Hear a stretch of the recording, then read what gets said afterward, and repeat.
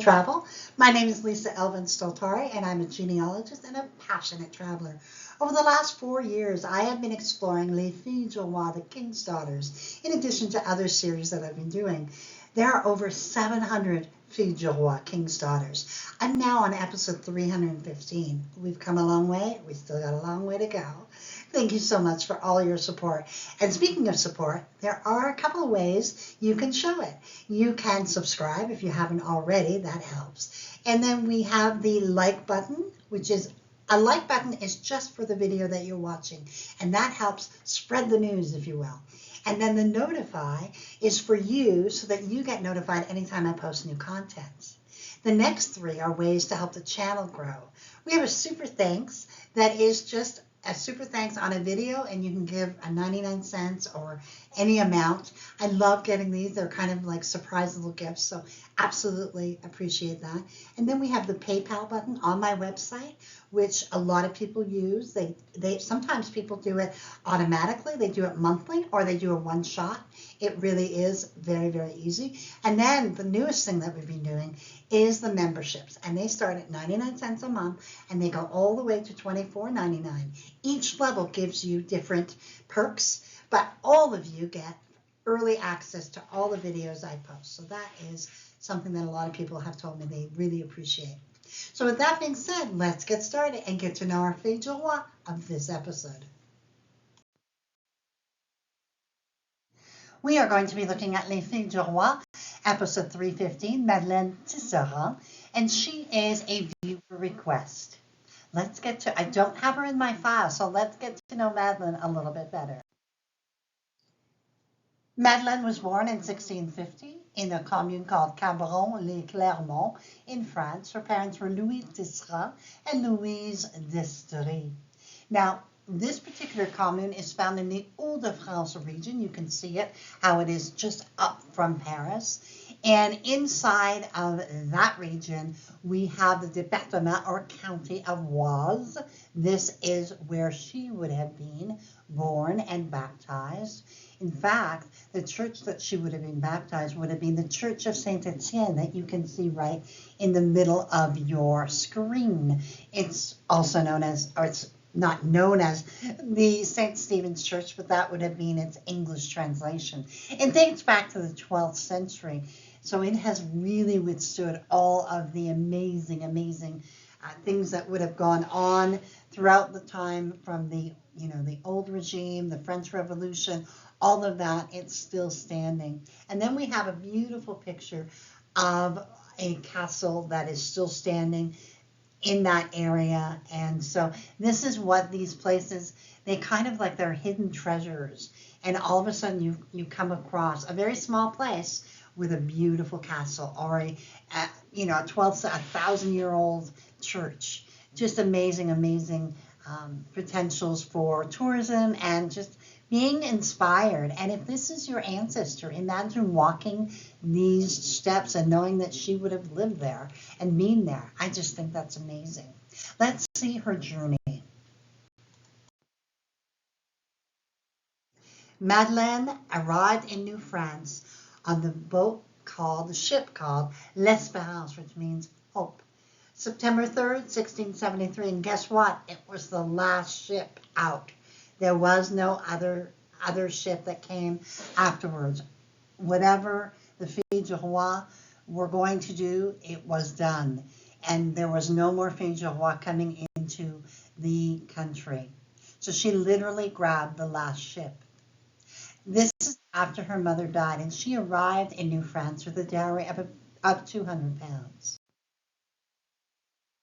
The groom that she selected and who selected her, his name was Pierre Parenteau de La Fontaine, and he was born in 1649 in Bosage, France. His parents were Jean Parenteau and Marguerite Foustre.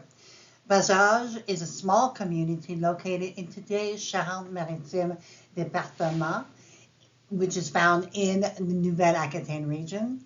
It was originally part of the historic province of Saintonge. And it was known for agriculture, limestone, architecture, and religion. The tensions during the Reformation and Counter-Reformation. The village of Bosage would have been, in the mid-1600s, would have been rural and relatively isolated, with a population made up largely of farmers, laborers, and craftsmen. Most of the land would have been controlled by local lords under the feudal system, with peasants working in the fields, growing grain, tending vineyards, and raising livestock. At the center of daily life stood the parish church, the Église Saint-Martin, and there you see it. It's dedicated to Saint Martin of Tours, a popular patron saint in rural France.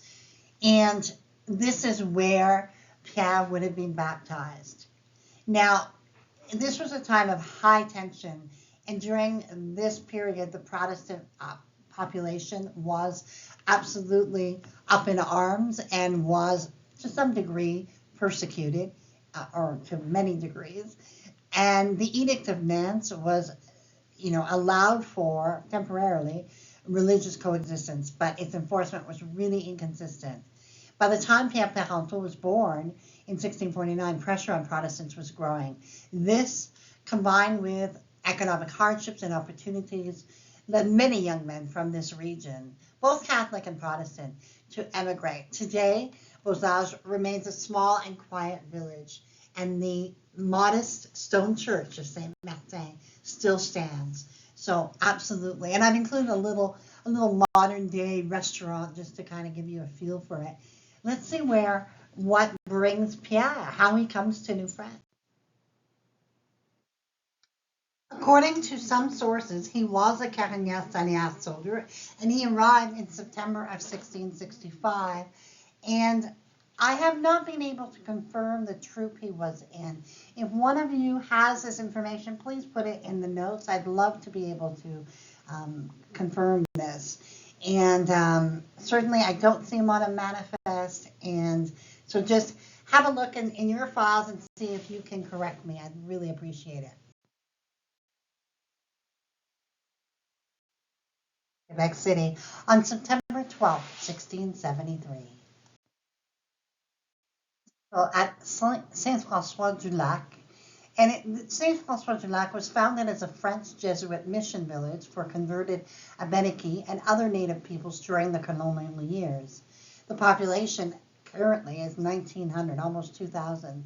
And one of the first seigneurs of Saint-François-du-Lac was Jean Crevier de Saint-François, who purchased the seigneurie from his brother-in-law, Pierre Boucher, in 1673. And you can see how it is a picturesque and very, very quiet spot. And this is where they chose to live. They would go on to have 10 children. Marguerite would marry Jacques Berthelot and have 5 children, all of whom reached adulthood. Before her marriage, she had 2 natural children, one with François Edmé, and then another son with an unnamed father. Marie-Renée would marry Pierre Bibot and have 7 children, 4 of whom made it to adulthood. Jean-Baptiste would die at age 2. Marie-Jeanne would die in infancy. Marie-Charlotte would also pass away in infancy. François would not marry, but he did survive till the age of 50. Marie-Jeanne would, we believe, marry Guillaume Lavigne and have 11 children, 4 of whom made it to adulthood. Marie-Madeleine died at the age of 20 without leaving any descendants. Charles, we do not know, but we believe he died in infancy. And finally, Pierre-Louis married Marguerite Saint-Laurent and would have 10 children, all of whom made it to adulthood. Now, in the 1681 census, we see Pierre Parenteau and Madeleine Tisserand, and they have their children, Marguerite and Marie, at this point. They have 1 gun, and they have 3 arpents valeurs, so that's about 1.5 acres of land. Unfortunately, we would see Pierre pass away. We believe that he died in the November 1693 Iroquois raid that was prominently featured during Saint-François-du-Lac, was at Saint-François-du-Lac. It was part of a broader conflict rooted in the Beaver Wars. And although we have no proof, true proof, there's no death record or anything like that, we believe that he was about 44 years of age, and indeed, if he was killed in this attack, He and Madeleine would have been married 20 years. Now, one of the most prominent members of this attack was Jean Crevier, Sœur de Saint-François. And the raid, like I said, we know that several settlers and soldiers were killed during the attack and others were taken prisoner. So whatever it is, we know that he left because she would go on to remarry. Somehow he was, whether he was killed in this attack or another attack, this is part of what, the discovery, the constant looking for documents. But whatever it is, he did pass away very, very young and defending his land and his family. On July 27, she would remarry for a second time to Jean Charpentier, who was born in 1660 in Poitiers, France. His parents were Pierre Charpentier and Madeleine Bouteau. Unfortunately, Madeleine would pass away in 1705, and she would be buried at Saint-François-du-Lac. She was just 55 years of age. And you'll note that in her death record, it still says her first husband's name, Madeleine Parenteau. I had trouble finding it for that reason. But she would leave us a legacy of 56 descendants as of 1729. And who knows how many descendants are around today. Please let me know if you can count Madeleine as one of your great-grandmothers. And so ends Madeleine's life. It was a life that, was cut short at 55, which even during that time was fairly young. But what a life she led, and that she left us with 56 descendants, which we have no idea of knowing how many descendants are there today. But she was really a partner with her husband and was able, she married a soldier, and ultimately he died as a soldier defending his land. And so she would have been equally as brave, equally as courageous. And so we bless her memory, and we are so grateful she came to our shores and gave of herself so that we also can receive the gifts that she gave to her descendants. So thank you so much, Madeleine. We bless your memory. And I also want to say thank you to my patrons, supporters, and subscribers. You are all so very, very special. Thanks again. And until I see you on the next episode of Les Filles du Roi, au revoir.